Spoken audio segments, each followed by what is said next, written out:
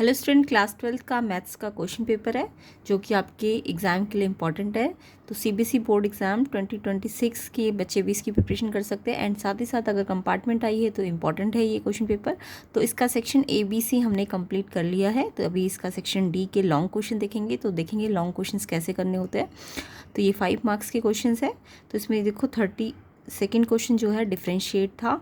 अब डिफरेंशिएशन सबको आता होगा, बट यहाँ पे ध्यान रखो ये जो फंक्शन है डिफरेंशिएट करना है एक दूसरे फंक्शन के रिस्पेक्ट में, यानी एक्स के रिस्पेक्ट में नहीं करना है इसको डिफरेंशिएट। कॉस इनवर्स सम थीटा के आपको रिस्पेक्ट में इसको क्या करना है, डिफरेंशिएट करना है। तो जब भी इस टाइप के क्वेश्चन आएंगे कि एक फंक्शन को दूसरे फंक्शन के रिस्पेक्ट में डिफरेंशिएट करना होता है तो कैसे करेंगे। सबसे पहले इस फंक्शन को आप u मान लेना और ये जो सेकंड फंक्शन है इसको v मान लो, ठीक है। तो देखो कैसे करना है।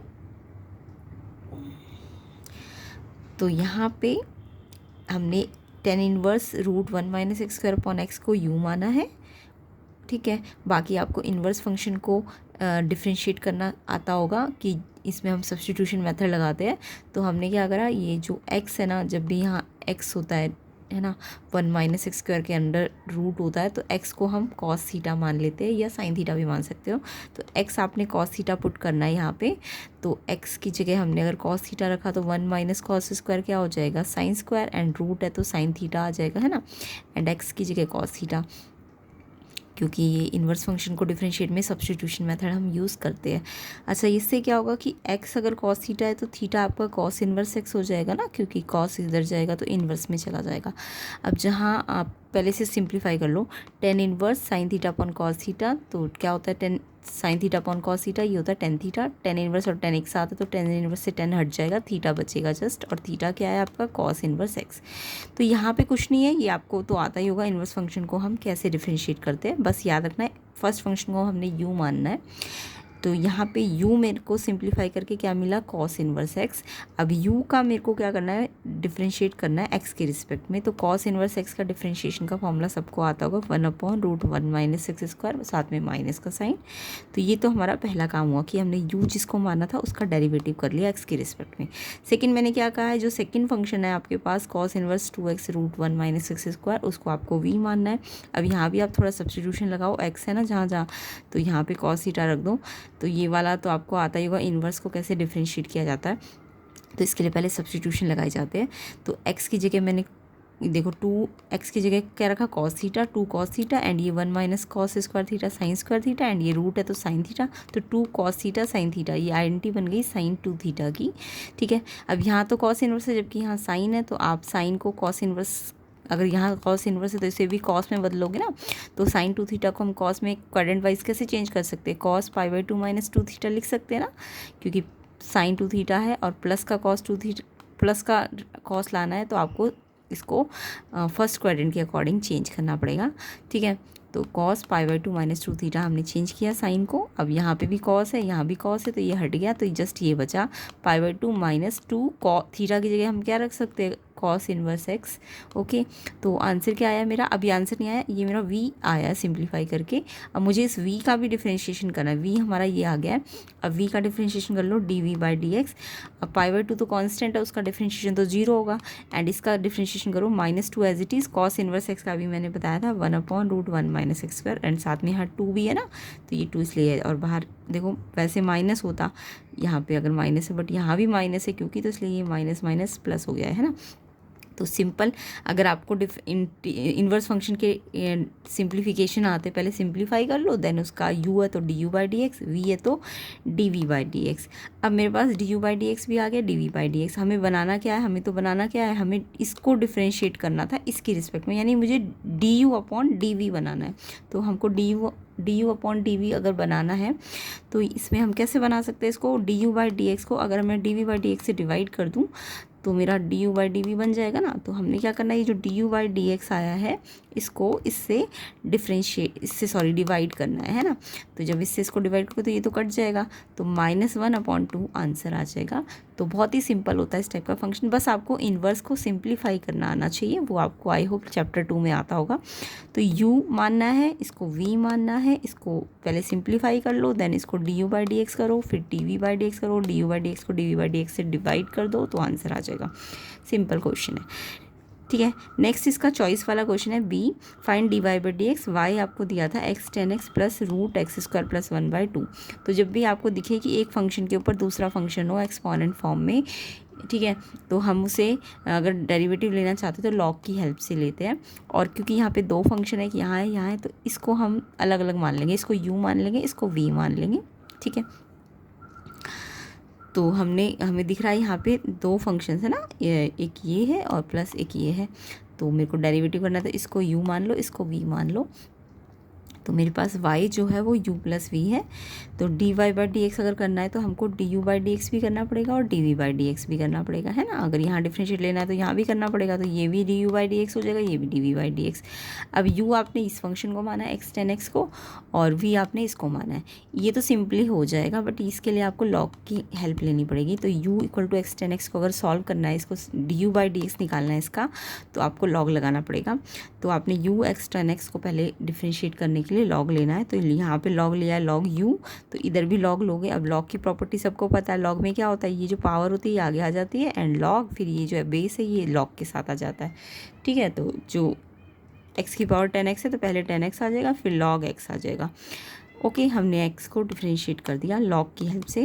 अब लॉग ले लिया, अब लॉग को हमें डिफरेंशिएट करना है। तो log u, log x क्या होता है 1/x ना, तो ऐसे log u क्या होगा 1/u। अब क्योंकि ये u की रिस्पेक्ट में नहीं करना, x की रिस्पेक्ट में करना है, तो क्योंकि ये u है तो 1/u तो हो गया लॉग का, but du by d x भी आ जाएगा। एंड 10x और log x ये दो फंक्शन है ना, जब दो फंक्शन मल्टीप्लाई में होते हैं तो आपको प्रोडक्ट रूल लगाना होता है उसको डिफरेंशिएट करने के लिए। तो 10x और log x में आपको ये फर्स्ट फंक्शन मान लो, ये सेकंड, तो फर्स्ट को एज इट इज़ रखो, log x का डेरिवेटिव लो। तो log x का क्या होता है 1/x, तो इसलिए x नीचे आ गया। फिर प्लस, फिर अब log x का डेरिवेटिव लो, प्रोडक्ट रूल तो सबको आता है ना, log x का डेरिवेटिव sec स्क्वायर x होता है। एंड ये अगर इसका डेरिवेटिव, सॉरी इसका पहले हमने इसको एज इट इज़ रखा है तो इसका लिया था, अब इसको एज इट इज़ रखो log x को, तो tan x का लो तो sec स्क्वायर x हो जाएगा, है ना। तो प्रोडक्ट रूल लगाया है इसमें, और कुछ नहीं किया है। अब मेरे को du बाई डी एक्स चाहिए, तो ये जो 1/u है इसको इस साइड भेजो, तो ये 1/u है तो यहाँ रेसिप्रोकल होकर u बन जाएगा और इस पूरे से मल्टीप्लाई हो जाएगा। ओके, तो u हमने जो माना था, क्या माना था x tan x को ना, तो यहाँ u की प्लेस में ये रख देना है, बाकी सब कुछ एज इट इज़। सेम ऐसी v है, v का डेरिवेटिव करने के लिए क्या करना पड़ेगा dv बाई डी एक्स। अब रूट का डेरिवेटिव आपको पता है क्या होता है, रूट अगर x होता तो 1/2 रूट x होता ना, तो 1/2 रूट x, तो जैसा कि आपको पता है रूट x का डेरिवेटिव क्या होता है 1/2 रूट x, है ना। तो सेम इस फॉर्मूले का अगर हम यूज़ करें इसको सॉल्व करने के लिए, इसको मैंने v माना ना, तो इसका अगर डेरिवेटिव करना है तो dv बाई डी एक्स, तो इसका भी डेरिवेटिव, इसका डेरिवेटिव ये कर दिया मैंने, है ना। तो देखो ये तो 1/2 तो कांस्टेंट है, इससे तो मैंने एज इट इज़ लिख दिया, ठीक है 1/2 कांस्टेंट को।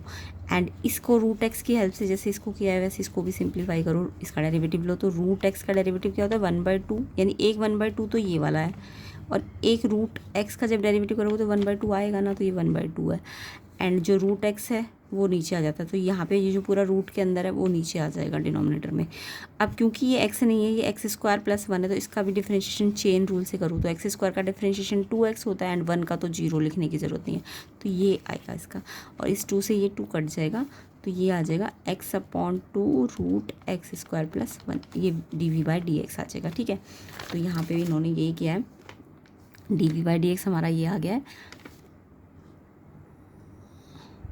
ओके, अब आपको dy बाई डी एक्स बनाना है, तो जो आपका पहला वाला आया है du बाई डी एक्स, उसको प्लस कर दो इसके साथ, है ना।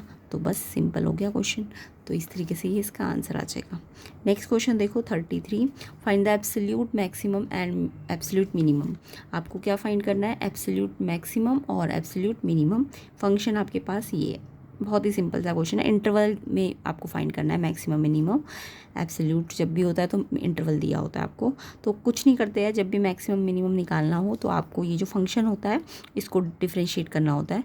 तो फंक्शन एफ एक्स है, इसका डेरिवेटिव करो, एफ डेरिवेटिव एक्स, तो सिंपली आपको डेरिवेटिव करना आता ही होगा। पावर को इससे मल्टीप्लाई करो, 2 3 6, साथ में एक्स स्क्वायर बचेगा पहले, हाँ ठीक है, 15 2 30x हो जाएगा। फिर ना इन्होंने 6 कॉमन ले लिया है, जब आप सबको डिफरेंशिएट कर दोगे ना तो 6 कॉमन आ जाएगा, तो इसलिए कॉमन लेके कर दिया है।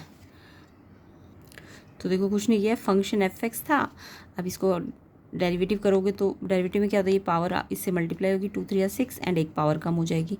सेम ऐसे 15 2 या 30 एंड एक पावर कम हो जाएगी। 36x है तो 36 आ जाएगा, और 1 तो कांस्टेंट इसका तो 0 हो जाएगा।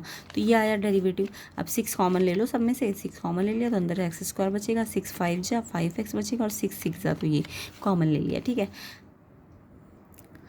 तो यहाँ पे जब डेरिवेटिव ले लिया तो अब ये मिडिल स्प्लिट तो सबको करना आता ही होगा। X square minus 5x plus 6 का मिडिल स्प्लिट किया, x माइनस 2 x माइनस 3 आया।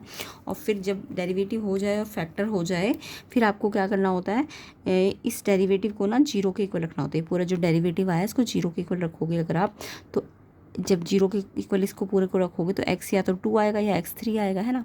तो x की वैल्यू 2 आएगी, 2 और 3, जो कि आपकी ये जो इंटरवल गिवन है 1 5 उससे बिलोंग कर रही है ना। अब आपको क्या करना है, 1 5 के अंदर क्या आया, 2 3 आया। तो देखिए जो x की वैल्यू जब ये डेरिवेटिव को 0 के इक्वल रखोगे तो x 2 और 3 आ गया, है ना, जो कि आपके इंटरवल से बिलोंग कर रहा है। तो यानी आपका इंटरवल 1 से 5 का था, तो उसके अंदर 2 3 आ रहा है ना। तो ये 4 नंबर आ गए, 1 2 3 5। तो आपको क्या करना है, ये 1 फंक्शन जो f(x) था ना, उसमें फंक्शन पे याद रखना, फंक्शन पे जब भी मैक्सिमम मिनिमम वैल्यू निकालते वो फंक्शन पे निकालनी चाहिए, ठीक है। तो फंक्शन पे जो भी फंक्शन था आपका, उस पर एक बार 1 रखो f1, फिर एक बार f2 रखो, फिर एक बार f3 रखो, फिर एक बार f5 रखो, और देखो मैक्सिमम मिनिमम किस पे आ रहा है। तो इन्होंने रखा f1, जब रखा यानी इस फंक्शन पे रखना है आपको, ये याद रखना। तो 2 1 क्यूब 2 आएगा, एंड ये 15 1 स्क्वायर 15 आएगा, 2 माइनस 15 माइनस 13 प्लस 36 आएगा, एंड 1 यानी कि ये आया माइनस 13 और ये 37 यानी ये 24 आ जाएगा। पुट करके देख लेना, फंक्शन पे रखना है, याद रखना। ऐसे f2 29 आएगा, f3 28 आएगा, f5 56 आएगा। तो आपको मैक्सिमम भी पूछा है और मिनिमम भी पूछा है, तो मैक्सिमम ढूंढो कहाँ पे है, ये आपका 56 है, यानी 5 f5 पे 56, यानी मैक्सिमम वैल्यू बोलिए तो आपको 5 नहीं बोलना, वो तो मैक्सिमा है, एब्सोल्यूट मैक्सिमा है। 5 होता तो मैक्सिमा होता, आपको मैक्सिमम वैल्यू बोली तो 56 आंसर है। ऐसी एब्सोल्यूट मिनिमम वैल्यू बोलिए तो इसका आंसर मिनिमम कितना है, 24। ओके, तो ये आपका आंसर है। नेक्स्ट क्वेश्चन देखो। नेक्स्ट क्वेश्चन में बोला एक स्कूल है जो अपने बच्चों को 3 क्लब में एलोकेट करता है, स्पोर्ट्स म्यूजिक एंड ड्रामा, और कंडीशंस दी हुई है, the number of student sports club के इक्वल है sum of number of student music and drama club के। एंड दूसरी कंडीशन है number of student music club के 20 more than half the number of student sports club. And third है total number of student allocated all 3 clubs are 180, number of student allocated to different club using matrix method। तो यहाँ पे पहले इस जो problem है इसको आपको वेरिएबल्स दे देने हैं। तो आपके पास 3 क्लब है ना, तो हमने इस तीनों के लिए क्या मान लिया, जो भी है स्पोर्ट्स म्यूजिक एंड ड्रामा, इसके लिए x number of student, sports के हमने स्पोर्ट्स के लिए x ले लिए, म्यूज़िक के लिए नंबर ऑफ स्टूडेंट y ले लिए, एंड ड्रामा के लिए z ले लिए, x y z जो है number of student sports music and drama के लिए। अब ये जो 3 कंडीशन है इसके अकॉर्डिंग आप अपनी इक्वेशंस बना लो। पहला क्या है, स्पोर्ट्स क्लब का इक्वल है sum of number of student music and drama, यानी स्पोर्ट्स क्या है x है ना, वो किसके इक्वल है, y प्लस z के। सेकेंड कंडीशन देखो, number of student music club should be 20 more than half the number of student in sports club. Music club क्या था, y था ना, y जो है x का हाफ और 20 मोर, यानी y जो है x का हाफ करो फिर 20 मोर, सेकेंड इक्वेशन बन जाएगी। सेम ऐसे ही टोटल नंबर ऑफ स्टूडेंट दिए हुए तो x plus y plus z 180। तो आपके पास 3 इक्वेशंस आ गई।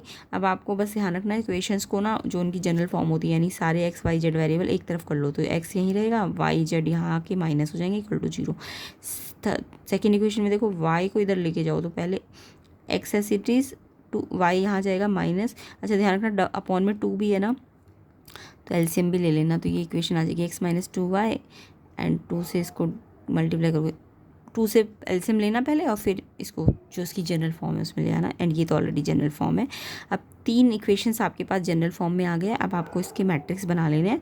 तो मैट्रिक्स तो सॉल्व करना आता ही होगा x y z के लिए, तो इसके कॉफिशिएंट्स ले लो, इसके आगे 1 है, इसके आगे -1 है, इसके आगे -1 है, तो 1 -1 -1, सेम ऐसे इसके लो 1 -2 है, एंड ये इधर लाओगे इसको, क्योंकि जनरल फॉर्म में ये इधर होना चाहिए, तो ये -40 ना लेके +40 लेना। अच्छा जेड तो है ही नहीं ना इसके पास, सॉरी, हमें तो x y z रखने होते हैं ना, x y z के कॉफिशिएंट, तो ये 1 -1 -1, ठीक है। इसके x का 1 है, y का -2 है, z तो है ही नहीं, तो z की जगह 0 रखना है। फिर x का 1 है, y का कॉफिशिएंट 1 है, z का कॉफिशिएंट 1 है, यानी 1 1 1 रखना है। एंड जो कॉन्स्टेंट्स है ना 0 -40 180, इससे आपको बी मैट्रिक्स बनाना होता है, ये सबको आता होगा। एंड एक एक्स मैट्रिक्स जिसमें एक्स वाई जेड वेरिएबल्स लेने होते हैं। और आपको पता है पहले आपको इसका ए जो है उसका डिटर्मिनेंट निकालना होता है। आई होप सबको डिटर्मिनेंट निकालना आता होगा 3 × 3 का। तो ये डिटर्मिनेंट निकाला तो -4 आया। अब ये क्योंकि -4 यानी 0 के इक्वल नहीं आ रहा ना डिटर्मिनेंट, तो यानी कि ये नॉन सिंगुलर मैट्रिक्स है और नॉन सिंगुलर है तो इसका इन्वर्स एग्जिस्ट करेगा। ओके, तो इन्वर्स निकालने के लिए हमको एडजॉइंट निकालना होता है। अब एडजॉइंट भी आई होप सब बच्चों को आता ही होगा। तो इसके लिए पहले इसके कोफैक्टर निकाल लेना इस मैट्रिक्स के, उसके बाद इसके कोफैक्टर का ट्रांसपोज कर देना। ओके, तो ये एडजॉइंट आ जाएगा। और अगर नहीं आता एडजॉइंट तो मैंने सिखा भी रखा है इनसे प्रीवियस वीडियोज़ में, आप चेक कर लेना। एडजॉइंट आ गया। अब ए इन्वर्स निकालने के लिए एडजॉइंट का ए इन्वर्स का फॉर्मूला लगाओ 1 / determinant A into adjoint A. 1 / determinant A कितना आया 4 -4 है ना, अच्छा माइनस अंदर दे दिया है। 1/4 का जो माइनस है वो इन्होंने इस एडजॉइंट ए से जो लिखा है ना उसको माइनस बाहर वाला अंदर दिया है, तो अंदर के साइन सारे चेंज कर दिए है ना। अब 1/4 है तो 4 से सबको डिवाइड कर दो क्योंकि ये 1/4 है। तो जब डिवाइड करोगे, या फिर आपको पता है एक्स कैसे निकलता है ए इन्वर्स बी, तो ए इन्वर्स आपका ये आया और बी ये आया और इक्वल्स टू एक्स। हाँ, अब आपको क्या करना है, 4 या तो पहले 4 से डिवाइड कर दो या पहले इन दोनों मैट्रिक्स को मल्टीप्लाई करो। मैट्रिक्स की मल्टीप्लाई भी आई होप सबको आती होगी, फिर 4 से डिवाइड भी करना। तो ये फाइनल आंसर आ जाएगा 90 65 25। तो इसमें x 90 है, y 65 है, z 25 है, तो ये आपका आंसर है फाइनल। तो मैं मान के चल रही हूँ सबको डिटर्मिनेंट निकालना भी आता है, एडजॉइंट निकालना भी आता है, और प्रोडक्ट कैसे किया जाता है मैट्रिक्स का, इन्वर्स कैसे निकाले जाते हैं। एक्स निकालने के लिए ए इन्वर्स को बी से मल्टीप्लाई करना होता है। तो इस तरीके से आपका आंसर ये आ जाएगा। ये करके ज़रूर देखना क्वेश्चन को, ठीक है।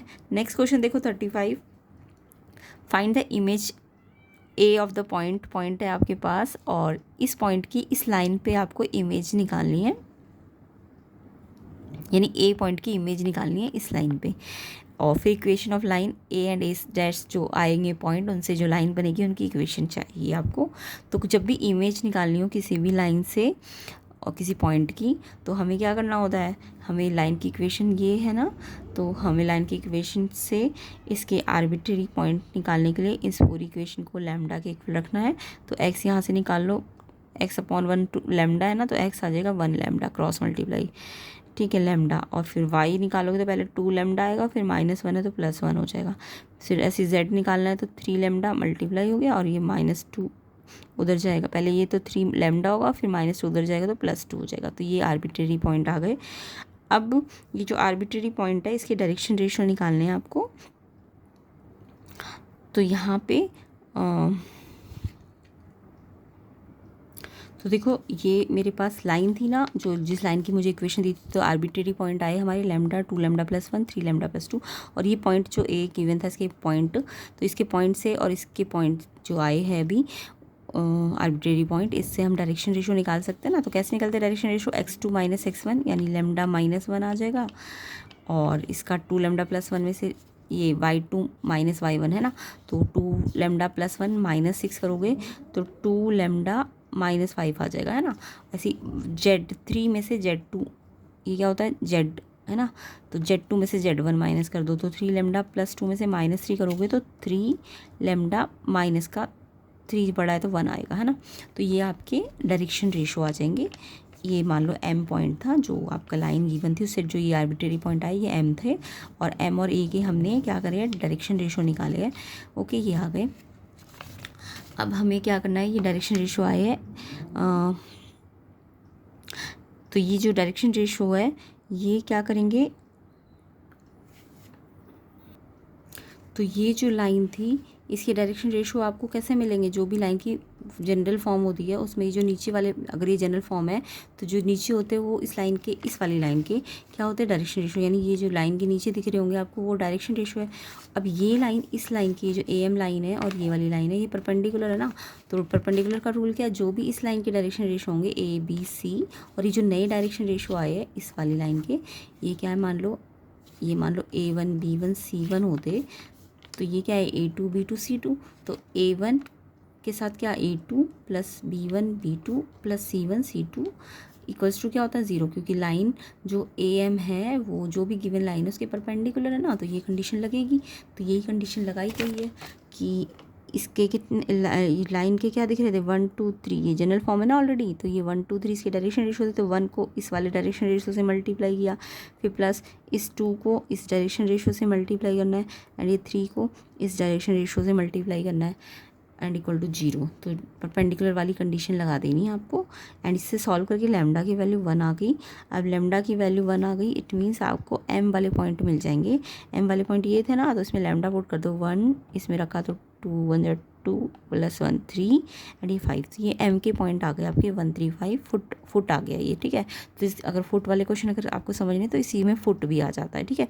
तो ये फुट वाला क्वेश्चन बहुत इंपॉर्टेंट होता है, याद रखना। तो यहाँ पे मैं फुट भी बता रही हूँ और इमेज भी बता रही हूँ। तो फुट निकालना आ गया सबको। अब देखो फुट आ गया। अब फुट क्या है एक्चुअल में, ये मिड पॉइंट है इस ए और ए डैश का, है ना। तो एम मिड पॉइंट है, एम मिड पॉइंट आपको मालूम चल गया है 135, तो आप मिड पॉइंट थ्योरम तो आपको आती होगी, मिड पॉइंट निकालने तो आते हैं ना। ये एम के जो भी पॉइंट है वो कैसे आएंगे, ये मान लो XYZ होता तो ये कैसा था x1 + x2/2, तो यानी 1 + α/2, ऐसी 6 + β/2, 3 + λ/2, ये जो तीनों मिड पॉइंट है ये आपको मिल गए 135।